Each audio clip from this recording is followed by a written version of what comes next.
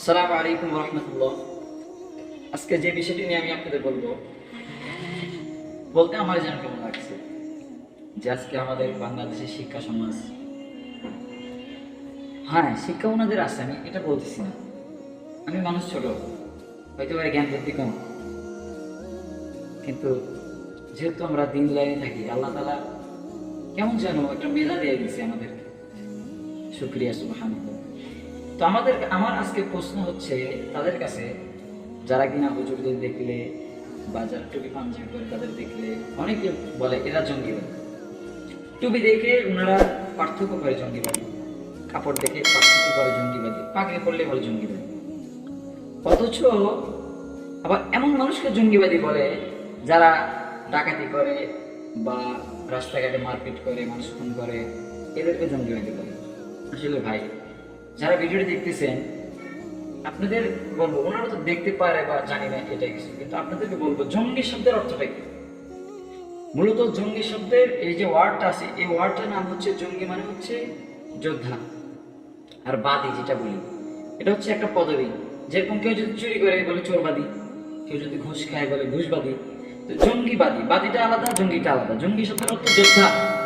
এবার আপনার কাছে আমার প্রশ্ন, যারা সুদ খাচ্ছে, ঘুষ খাচ্ছে, খুন খারাপি করছে বা দেশের টাকা পাচার করছে, দেশের সম্পদ পাচার করছে, ওনাদেরকে আপনারা সাংবাদিক সমাজ, শিক্ষা সমাজ, তারপরে কত সমাজ আছে, ইনারা ওনাদেরকে জঙ্গিবাদী বলে।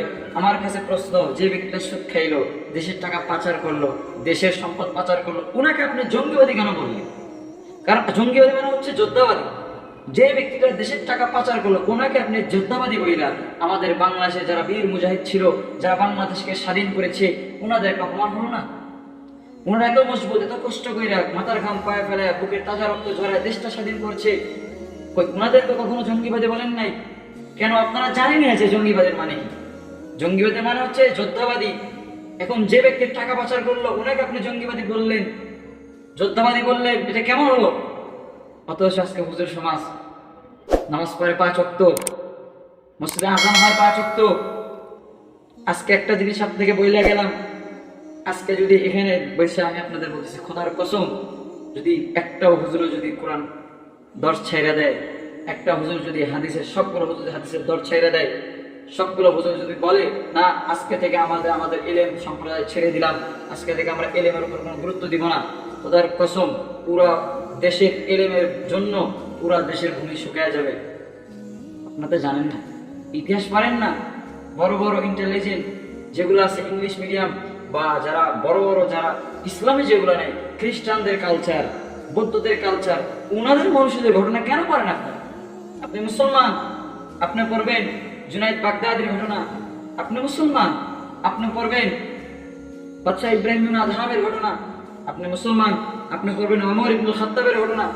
আপনি পড়বেন আবু বকরের ঘটনা, ওসমানের ঘটনা, আলীর ঘটনা। আল্লাহ তাআলা ওমরকে এমনি ওমর ফারুক লকব নাম দেয়নি যে ওমরের কণ্ঠ শুনে গোটা দুনিয়া কাঁপে উঠত। আজকে কোথায় আছেন? কোন যুগে পড়ে রয়েছে? আজকে আমাদের কেমন যেন হয়ে গেছে সমাজটা।